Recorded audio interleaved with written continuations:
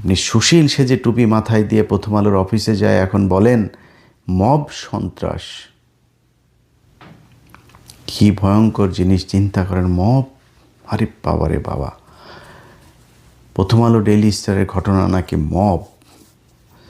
তাই যদি মব হয় তাহলে এই যে হাসিনার যে গণভবনটা, এটা তো বাংলাদেশের রাষ্ট্রের সম্পদ।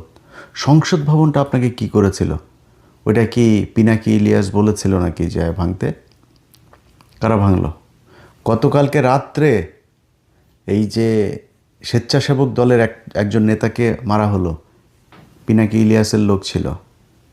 হাদিকে মারল, পিনাকি ইলিয়াসের লোক ছিল।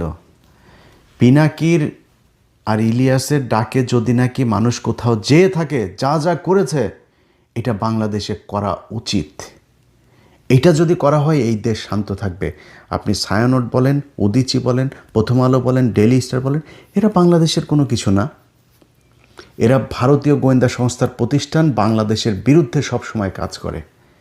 আমরা তো বলি নাই যে যমুনা ভাঙেন, বসুন্ধরা ভাঙেন, মেঘনা ভাঙেন, আমরা তো বলি নাই। বলেছি নাকি? কেন বলিনি? কারণ ওইটা সমস্যা না। ওই সমস্যা আপনি বাংলাদেশের সব ব্যবসায়ীর একই সমস্যা, কিন্তু এগুলোর সমস্যা বাংলাদেশে আর টিভি, পত্রিকা, চ্যানেল আর কিছু নাই। এদের বিরুদ্ধে